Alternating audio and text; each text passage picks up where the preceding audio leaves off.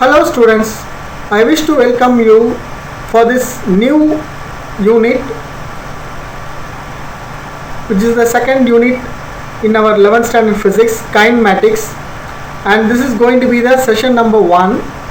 And today we are going to see about the kinematics, types of motion which you have learned in lower classes also, linear motion, circular motion, rotational motion and vibratory motion are the types of motion. Then a new topic in your 11th standard, that is vector algebra, and one important question, that is triangle law of addition method. Let's move to the kinematics. Actually, physics is a subject which is based on two pillars. One is experimental science and another one is maths.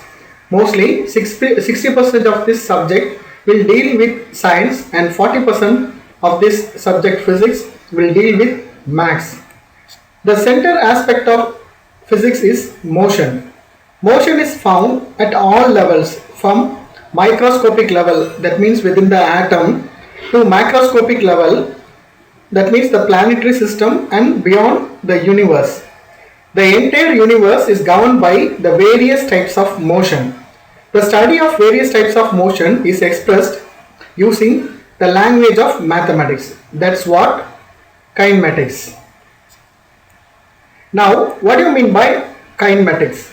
Kinematics is the branch of mechanics which deals with the motion of object without taking force into account. The Greek word kinema means motion. Okay, so we are going to see all the motions in the science. Then, how do objects move and how fast or slow do they move? For example, when 10 athletes run in a race, all of them do not run in a same manner. When comparing the motion or movement of these athletes, one can analyze how fast or slow each athlete run when compared to others. And in this unit, the basic mathematics needed for analyzing motion in terms of its direction and magnitude is covered. That's why we now move into the frame of reference. What do you mean by frame of reference? I think you all know about the frame. When you take a photo, when you have frame it, you can see the particular picture is inside a frame. That is also here referred. If we imagine a coordinate system and the position of an object is described relative to it, then such coordinate system is called frame of reference. You can see this frame of reference have a y-axis, x-axis and a z-axis. So the xy is coordinate in this term. So this is called the y coordinate, x coordinate and z coordinate combined to form a frame. This is called frame and this is called the frame of reference. At any position, instant of time, the frame of reference with respect to which the position of the object is described in terms of position coordinates. That means the position coordinates are x, y and z. That is the distance of the given position of an object along the x, y and z axis.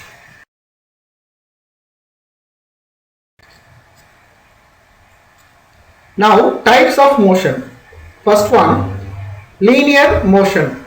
An object is said to be in linear motion if it moves in a straight line. Let me give an example. See, in this frame, the person is running from a boat to a land. He is running in a straight line. For example, an athlete running on a straight track, a particle falling vertically downwards to the earth are examples for linear motion. Then circular motion. I think you can see the picture. It's a very good example for a circular motion. It moves around only a 360 degree angle. Okay, then only you can clearly note the time. Circular motion is defined as the motion described by an object traversing a circular path. Examples: the whirling motion of a stone attached to a string, the motion of a satellite around the earth are examples of circular motion. Now the third one is rotational motion. If any object moves in a rotational motion about an axis, the motion is called rotation. There is a small difference between the rotational motion and circular motion. Actually, the circular motion, we don't follow the axis, but here the axis is very important. During rotation, every point in the object transfers a circular path about an axis. You can see here. The examples are rotation of a disk about an axis through its center, spinning of earth about its own axis, then the vibratory motion. What do you mean by this vibratory motion? You can see the picture, a perfect vibration. If an object or particle executes to and fro motion, you can see the to and fro motion in the picture very well, about a fixed point, it is said to be vibratory motion. This is also called oscillatory motion. Examples are vibration of a guitar, movement of a swing, and other types of motion like elliptical motion and helical motions are also possible here in the types of motion. Now, elementary concepts of vector algebra. Let me explain you the concepts of vector algebra. First one, scalar. It is a property which can be described only by magnitude. In physics, number of quantities can be described by scalars. Particularly the examples: distance, mass, temperature, speed and energy. All this have magnitude but don't have any distance then or direction. Then vector, it is a quantity which is described by both magnitude and direction. Force, velocity, displacement, position vector, acceleration, linear momentum and angular momentum are the examples of vector quantities.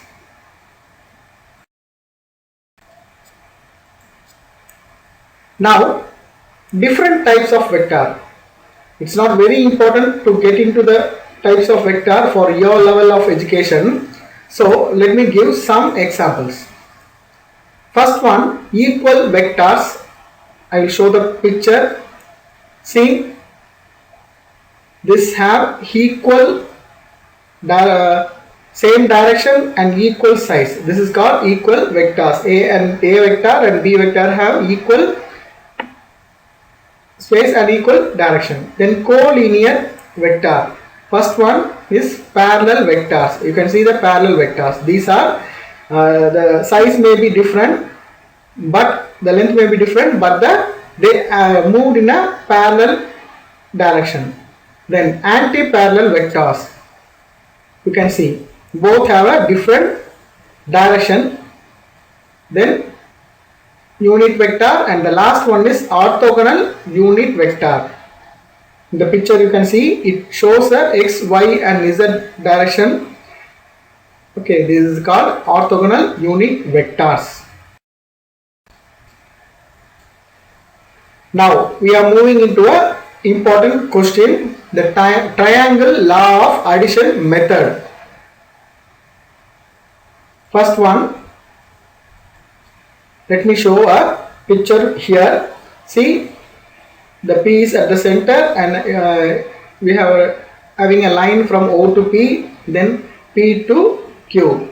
In between, the PQ is equal to B vector and OP is equal to A vector. Therefore, we can have the OQ as R and R is equal to A plus B.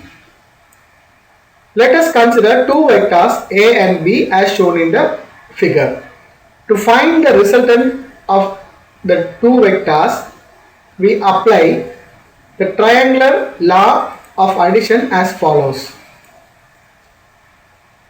Now, represent the vectors A and B of the two adjacent sides of a triangle. Here A vector and B vector are the two vectors in the adjacent sides of the triangle, which are in the same order. Then the resultant is given by the third side of a triangle as shown in the figure. Here R is the third side of the triangle and the resultant is R vector is equal to A plus B, A vector plus B vector. To explain further, the head of the first vector A vector is connected to the tail of the second vector. This is the tail of the second vector, head of the first vector and tail of the second vector. Let theta be the angle between A vector and B vector. Here the angle is theta. Then R is the resultant vector. Here the R is the resultant vector connecting the tail of the first vector to the head of the second vector. Okay, this is the tail of the first vector A and this is the head of the second vector B.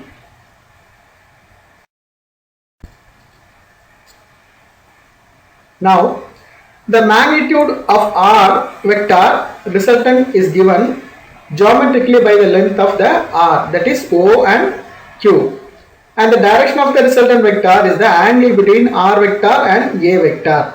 Therefore, we write R is equal to A plus B, that is OQ vector is equal to OP vector plus PQ vector. Let me show another picture. Can you see this? Yeah, it has been divided into a new section, that is OA and AN and NB. Here AN is B sin theta, cos theta and BN is B sin theta. Now let's move. Magnitude of resultant vector. The magnitude and angle of the resultant vector are determined as follows. Consider the triangle ABN, A, B and N, which is obtained by extending the side OA to ON. We are extending the side from OA to ON. Now ABN is a right angled triangle. This ABN is a right angled triangle. That means it shows a 90 degree. Cos theta is equal to, as per the cosine law which you learned in the lower classes, cos theta is equal to AN by B. Cos theta is equal to, here the cos theta is equal to AN by B, which is equal to AN is equal to, we are taking the AN in the right, keeping the AN in one side and taking the B to the other side. That means AN is equal to B cos theta, and sin theta, if you take it in a sin theta, then BN divided by B, BN divided by B, and BN is equal to B sin theta. Is it clear, students? Every day I am expecting the doubts from you, but still now I have not received anything. I think you are all well versed in physics, is it? Right. Now, for triangle OBN, okay, triangle OBN, that means the O is here and B is there and N. Triangle OBN. We have OB square is equal to ON square plus BN square. Okay, OB square is equal to OB square is equal to ON square and BN square. If you put the values which are present there, then R square is equal to A plus B cos theta the whole square plus B sin theta the whole square. If you square both with the A plus B the whole square formula, then we get A square plus B square cos theta plus 2AB cos theta plus and the B square sin square theta here. Now combine the two things and we can take A square plus B square to the left side and A square plus B square. Take cos square theta plus sin square theta common and 2ab cos theta. And as you know, cos square theta plus sin square theta, it resembles a 1, and if you take a square root in the left hand side, then you have to put a square root in the right hand side. Therefore r is equal to root of a square plus b square plus 2ab cos theta. Instead of this we put 1. Okay, which is the magnitude of the resultant of a vector and b vector. Now the second one, direction of resultant vector. Here theta is the angle between a and b. As you know, theta is the angle between a and b. Then a vector plus b vector modulus is equal to a square plus b square plus 2ab, the root over. Okay, the root over a square plus b square plus 2ab cos theta. If r makes an angle, okay, here we know r is here. So if r makes an angle with alpha, that means with a, then the triangle OBN, the triangle OB and N is equal to tan alpha is equal to BN by ON. That means BN by, the ON is divided into 2. Okay, the ON is divided into, that is OA plus AN. And when we substitute the concerned terms there, BN is equal to B sin theta, that you know, and OA is equal to A and AN is equal to B cos theta. When we substitute all this, alpha is equal to, and we take the tan to the next side, then yeah, this alpha is equal to tan inverse of B sin theta divided by A plus B cos theta.